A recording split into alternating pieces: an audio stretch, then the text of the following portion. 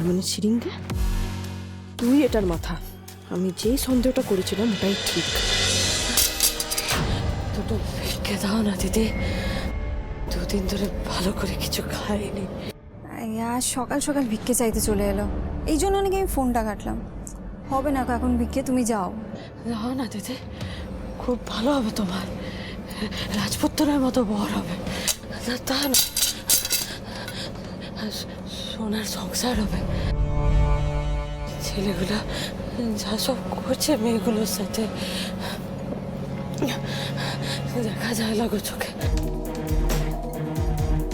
তোমার বর কিন্তু তেমন হবে না গো, খুব ভালো বর হবে। দাও না দুটো ভিক্ষে দিদি।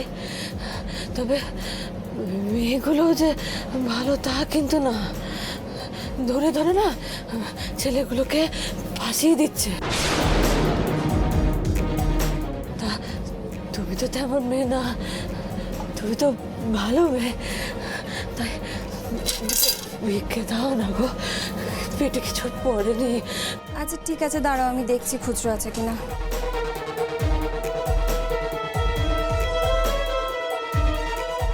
এখন আননোন নাম্বার থেকে কে ফোন করছে? হ্যালো। নমস্কার অদ্রিজা ম্যাডাম। নমস্কার, আপনি কে বলছেন? আমি রবি ভবনের কেয়ারটেকার সুবল বলছি। হ্যাঁ, কিন্তু আপনি আমার নাম্বারটা পেলেন কোথা থেকে? পেলাম কোথা থেকে সেটা বড় কথা নয়, বড় কথা হচ্ছে এইটা যে আমি আপনাকে একটা ভিডিও পাঠিয়েছি, একটু ভালো করে দেখুন তো। একবারই দেখতে পাবেন কিন্তু, হ্যাঁ, তাই মন দিয়ে একটু ভালো করে দেখুন।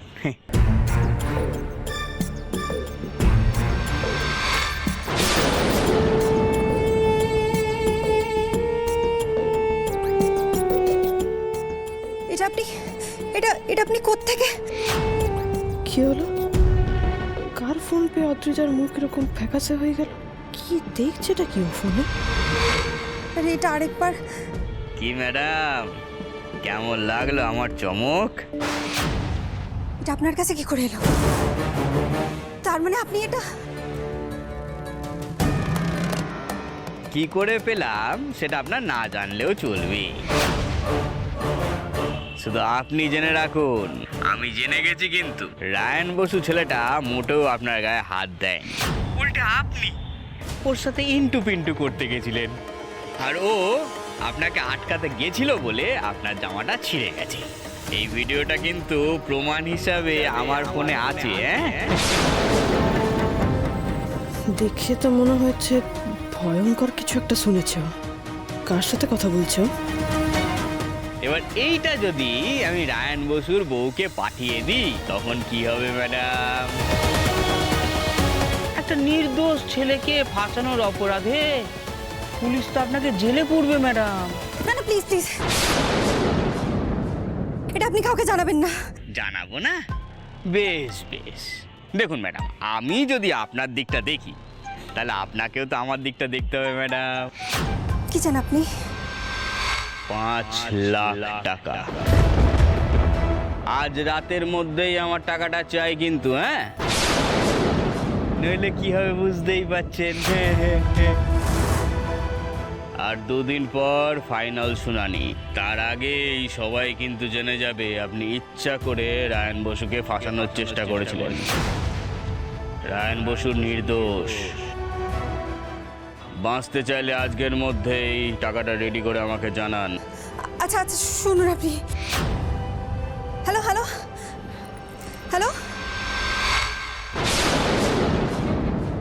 কি শুনলো? কে ফোন দিল ওকে? সেই বা কি বললো ওকে? ব্যাপারটা যে কি? আর অদ্রিজা এরকম প্যানিক করছে কেন?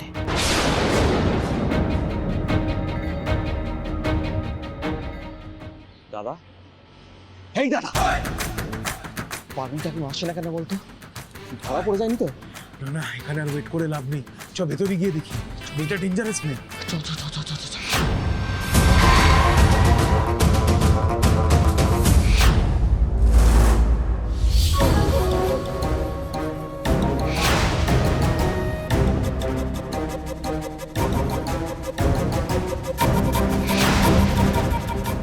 শিরিন, ও মাই গুডনেস। দাদা, পারুল তো অদ্রিজার বাড়ি গেটের সামনেই রয়েছে রে। ও যদি কোনোভাবে চিনতে পেরে যায় পারুলকে। ফোন কর, ফোন কর। আরে পারুল তো ওই ভিখারি ছদ্মবেশে রয়েছে, থরি ওর কাছে ফোন রয়েছে। ও দিদি, দুটো ভিক্ষে দিয়ে দাও না, চলে যায়। আরে যাও তো, বেরো এখান থেকে। এদিকে আমার লাইফটা হেল হয়ে যাচ্ছে আর তুমি ভিক্ষা চাইতে এসছো। প্লিজ যাও এখান থেকে, যাও। না না, সত্যি এতক্ষণ এখানে ভিখারি সেজে দাঁড়ায় থাকাটা ঠিক হচ্ছে না। এবার কিন্তু সন্দেহ করবে। কিন্তু অদ্রিজা কার ফোন পেয়ে এরকম রিয়াক্ট করলো সেটাই তো বুঝতে লাগছি। এই ফোনটা কি কোনোভাবে রায়নের কেসের সাথে জড়িত?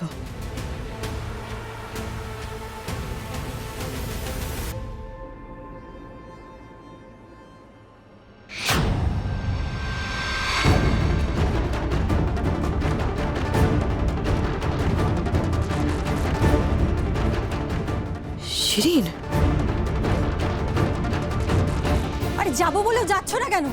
যাও তো এখান থেকে।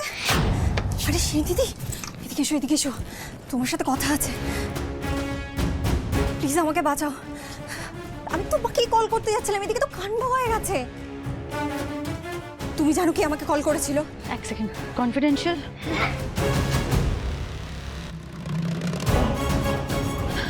বলো কি হয়েছে?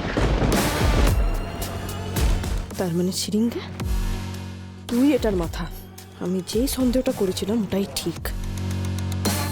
তোকে তো আমি ছাড়বো নাই। তুই আমার যা করার করছিস আমি বুঝে নিতাম, কিন্তু তুই যখন রায়নের বদনাম করেছিস তখন তো আমি এর শেষ দেখেই ছাড়বো। তোকে আমি ক্ষমা করে দেওয়ার কথা বলেছিলাম তো। এবার তুই বুঝতে পারবি পারুল চক্রবর্তী ওর ক্ষমার হাতটা মাথার ওপর থেকে তুলে নিলে কি হয়। কি হয়েছে? তুমি তো প্যানিক করছো কেন? কে ফোন করেছিল? আরে ওই হলের কেয়ারটেকার সুবল আমাকে ফোন করেছিল। ফোন করে বললো ওর কাছে।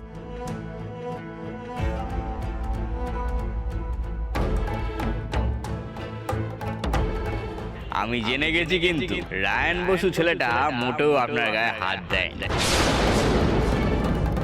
শিরিন দিদি, এবার ওই লোকটা যদি সত্যি সত্যি পুলিশ বা পারুলিকে সব জানিয়ে দেয় আমাদের কি হবে? মম থেকে শুরু করে সবাই আমাকে ব্ল্যাকমেল করছে। একটা 2 পয়সার কেয়ারটেকার, সেও ব্ল্যাকমেল করলো না? সেটা মেনে নিতে হবে আমাকে। নো নো নো নো, এতটা ব্যাকফুটে তো আমি খেলবো না, কিছুতেই না। তার মানে এটাও শিরিনের চক্রান্ত। ওকে মাথা থেকে পা পর্যন্ত বাষ্পেটা করো পারুল, তবে যদি কোনো কাজ হয়। না গো, এটা করলে যদি রায়নের চরিত্রের দাগটা উঠে যেত তাহলে আমি তাই করতাম গো দাদা।